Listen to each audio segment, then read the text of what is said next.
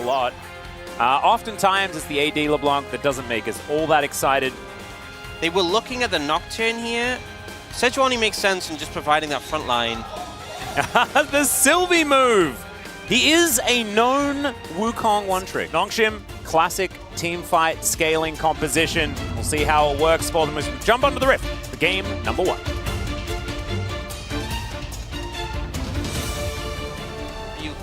And I think the indication, not just the Doran string, but the fact we're not seeing Fleet Footwork suggests it is going to be that AP LeBlanc, which I think makes sense in terms of the team's damage profile.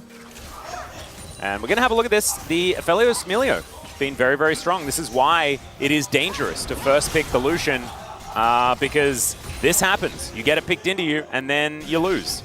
And it's a big reason why Nongshim so confidently won their first series. That's the thing with Lucian Nami. At this point in the game, you can go for some good trades, but you just don't really have the all-in damage. So it's like poke them down, wait a little bit. If they get low enough, then maybe you can look for something. But chances are we're just going to see them, going for some good trades, farming up until they get power. Dundun is just fighting Kingen here, and Kingen's just dead. That's first blood to Dundun. I really want to see the context of how that happened. I only have question mark pings in my brain. Yeah. Oh, we are going to see that play in the top lane. Yeah, let's see it. So he misses Q1, misses Q2, and then doesn't hit sweet spot on Q3 and then dies. That'll do it. Yeah. That will do it. It's that simple. Just don't miss everything. If you secure that early, you're just not going to take damage. Oh, Jiwoo also is just shooting Kellen. Aiming has to press R to get rid of it, as Shattering Strike does deter Sylvie from pressing any further forward. Good positioning from Lucid defensively. Make sure that his bottom lane is safe, and he's continuing just to shepherding the monkey. I don't know whether that is a thing that can happen. See whether Dplus can get themselves on the right foot when it comes to these team fights, because so much of it is just going to be in Nongshim's hands if they don't fall behind. And right now, absolutely fine. They are just cruising. As Shockwave is going to come on through here. Showmaker taking a bit of damage, but it is mainly just a trade as the chain's going to land. There's the flash forward, and Showmaker picks up the solo. So well played, and Cormy had to commit the ultimate just to try and answer the trade. That's how bad things were, but the chain, the flash, to ensure the tether distance, as soon as that flash came through, a pick like LeBlanc definitely won. Well, you can execute. You can see here the really strong trade. Cormy puts the ult in just to kind of answer the trade here, because if he continues getting out-traded like this, he's going to be in a really rough spot. But then Showmaker gets to... Oh, never mind. There's a Magnet Storm towards the bottom side of the map. Lucid collects 2 of them. Jiwoo's going to go down. Lucid can tank for days, but it's Kellen that's the one that holds onto it. And now Lucid just continuing to herd Orcs, and it's working out really, really well. It's a double for aiming, and Dplus, they have really started to take off now. I've seen this one before, so we're back to the replay, I guess? Yeah. It's not going to be a great time, as Peter, he's going to get stunned up. Does have Call Me here, though. Man Protect going to be there. Showmaker, he's done this one before. Jiwoo getting electrocuted, doesn't like it. Not something that we'd expect very many people to like, as... Oh my goodness, he just explodes! Wow. Calculated here by Showmaker, and he is 2-0 now, just taking names. Doesn't need any of his friends around. Solo bolo after solo bolo here in this game. Jiwoo was next to his mid-tier 1, and that wasn't enough. Well, Peter is going to ult, but that's not going to do anything. It's another kill for aiming. He's on a killing spree now. They are going to go back and spend a bunch of this money. Is this another one? Is this the third one? Burning. Tick, tick, tick. There is the barrier. So Jiwoo will survive. Had to press the button. Is going to press it this time. Jeez. Yeah. Man, this really went from 0 to 100 very, very quickly. There's another one. That's a killing spree of solo kills. We can't do replays anymore. We'll do a reel. The map is on fire, quite literally. We're going to see it again. Show me, and Callmaker here towards the bottom side. It's so obnoxious when you're behind. There's just nowhere safe to really stand, as Peter learned very clearly. I feel like Showmaker had buttons left over. Yeah, that felt so casual. Yeah. Just relentless. As it is a Cloud Souls game as well. Heck yeah. All it took was getting reverse trapped by... Okay, Peter is... that's the first assist that Showmaker has shared with his team. But Kingen doesn't look perturbed. He's actually going to hit that Q this time around. Finds the second one as well. And they're actually cancelling a bit of the damage there, unfortunately. But he's still following after Call Me. World Ender coming on through, finds that knock-up, but there is a command protect there, and the rest of Dplus, no. they're going to turn up. Oh no, Tindon! He didn't expect the entire team to turn up! And there he goes, aiming going to collect that kill. It was all just a cunning ruse here by Dplus. Oh yeah. Just hoping there's some bug that just left it. Oh dear, there's another Magnet Storm to come through here as Call Me. Oh my goodness, 3-man stun. Pretty nice there by Lucid. Not a whole lot of follow-up here though. It's, never mind, I may tell a lie. As Showmaker does take a lot of damage. That is red and white guns available here as Kellen is going to get pulled back. There's some fish food on the floor. And Jiwoo picks up his first King, and also these chakrams starting to build up. But unable to take down Kingen. But now with a Rift Herald, they are going to be able to take their second turret of the game. And Nongshim are not out of it just yet. They'll get another crash. Monkey going to ride Shelly into this one as well. You can't fully disrespect them. You can't completely ignore this Aphelios. You have to deal with it. Oh. It looks like you got a jump scare there. Yeah. Honestly, which is, I think we've all had that moment. Oh! Showmaker could be in trouble here as Sylvie just needs another auto. That is 900 gold. And Baron being considered, although Nongshim, you can't drop the ball though. You have to really keep that pressure up as aiming. Oh no. He'll find Dindon, and I have a feeling Dindon may die. This is, yep, and it occurred. Am I a prophet, or was it just obvious? All right, well, Showmaker sees the teleport coming in, knows that this Baron has been started, and Lucid and Aiming are going to book it towards the Baron now. Showmaker turns up. They know that they're on the clock for this one. That is a big tidal wave hitting onto 4. The teleport to come in as well as Kingen's looking to show up, and boom goes the dynamite. The Baron is going to go down as well, and it is an absolute disaster. You respect the attempt, but my God, is it a massacre? Yeah. A bit of hope, and it very quickly dissipated.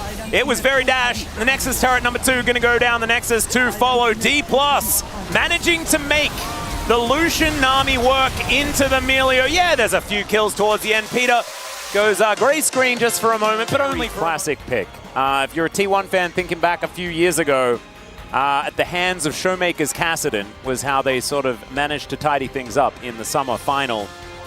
Oh man, still very similar looking draft, just upgraded with the Melio towards the bottom side. Nongshim RedForce, a lot more scaling power as well. Let's jump into game 2.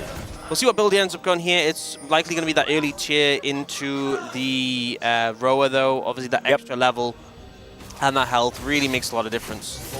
And we'll see whether Colmy can play aggressively enough to keep him down in lane. It's one of those things with the Kassadin is he's a ticking time bomb more than anything else. Yeah. It does mean that if we get a similar point, it's like the last game where there was that early Leo, no. Oh, dearie me. It's a level 2 Kassadin. Surely they can't make this work. Well, in comes Lucid. Let's see what they can actually get done here. As he does get a little bit of a crash down, finds the stun. There's the flash. There's the flash forward, and that is Showmaker picking up first blood. Oh, dearie me. And working out. It kind of feels a bit like a brick wall, as we're going to see this one yet again. Yeah, and it was actually really well played. Getting the E onto Colmy just before Lucid came in, and the flash with the W to No flash. No flash? Oh, man. And in English, too. I feel like that adds to the BM of the call-out. Yeah. Very nicely done there by Showmaker. Dplus have had some hype comms. We heard some in the end of the last game. Integrated a lot of English as well. You know, my Korean isn't too sharp, but I can understand a lot of what they're saying. Yeah, no, I understood that some of that as well. The sustain advantage should be there for the Seraphine center lane. No. As Lucid, oh dear, if at first you don't succeed, try again. Colmy just puts up a wall and transitions into helping with the Drake. Makes it look like it's just a rotation for Dragon, but they might get challenged on this. Exactly. Seismic Shove is going to connect onto Lucid as in goes Showmaker. He has level 6. That should be a dead Sylvie. Yeah, Showmaker going to collect his second. And now he's Rift walking further forward. The Piercing Light, actually a lot of value onto 3 there. Not able to chase them down, but that should give the Drake over to Dplus, even though Lucid doesn't have very much health. Still, Sylvie will be able to get there. I think maybe Colmy is the one that has a target on his back. That is going to be the case. The rocks will deter him, though. Yeah, good move from Colmy just to avoid that. Going to be a Mountain Soul, which, you know, it's definitely fine for Dplus, but I definitely think if there was a Hex deck, I think the game would really feel rough right now. Oh, yeah. I'm gonna hold this thought. Yeah, Colmy might be dead. There is a flash shattering strike, and aiming, getting a fair bit of damage down. That is going to be that. And Colmy is just being targeted, not having a very fun time. Not having a good time at all. Whoa. I've seen this movie before. He closes the gap. Colmy down to 50% already. Another Rift Walk. Hasn't been stacked up too far as Lucid down to 50%. Fair bit of value here as he does crash away, but now he has to walk with those pants that are very heavy. Still, gets to the turret. He should be all right. As we know, he's going to blast cone his way over, and Kingen also looking for that flank angle. Both top laners trying to find their way in as in comes Colmy. That's a Weaver's Wall just to close the gap, though. It's not going to break up the team fight or anything like that, but Lucid's going down very, very low. He could still secure this Drake, but I don't know how much more he's going to be doing, and they do decide to back away. There's the ulti, flashes in! They do find the Drake, but can Nongshim get anything more as Kingen gets into the backline once again? Lucid's still alive, and Showmaker is just destroying them. Jiwoo's in trouble. There's the flash forward. As they lock that one down, it's a double here as Showmaker will just wipe the floor with them now. That is what Kassadin does, and he's teleporting straight into the top lane. Onto Lucid. That could have been everyone caught in that Magnet Storm. It's just... Yeah, this is classic having fun Showmaker, and we've missed him. Actually, he's halfway to level 15, sorry. Oh, this is and good. He has the free level up soon. Okay, Nature's Grasp to come forward. There's Colmy as well. They're looking for a target. Kingen's wrapping around, though. Lucid just, it feels like he's immortal. Finally, he will go down, but is it actually going to mean good things for Nongshim? They trade 1 for 1. Sylvie survives. That's probably best case scenario. They're on the board. They got the kill. Staff of Flowing Water and the Moonstone will be feeling like he can also heal the rest of his team. As aiming does find you. There's a flash forward, and oh my goodness, that is your wife, Lucian. My gosh, that was a lot of damage. Sylvie has to flash away. That's a troubled marriage. That is a troubled marriage. Well, I think that's a pretty good.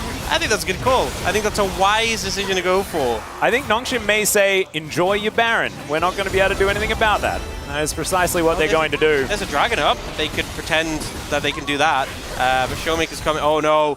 Colmy's just dead. He is very dead. Here is the demonstration of the level 16 that Showmaker does have. Playing with his food a little bit here, and does just take him down with the final Rift Walk. That one's well and truly stacked up. Get destroyed. Linden going to get pulled back. And the Nature's Grasp does nothing really to stop them as there's the Flash Magnet Storm. Oh my goodness, Colmy just erupts. It's a double kill so far for Showmaker. And now he gets into that backline, make it a triple, make it a quadra, and here is the pentakill for Showmaker. The first week it's aiming, getting one. Second week it's Showmaker and Dplus. They may have dropped the ball a bit against KT, but they look like dynamite here today against Nongshim. That was not even close. I think both Lucid and Showmaker had a really good game.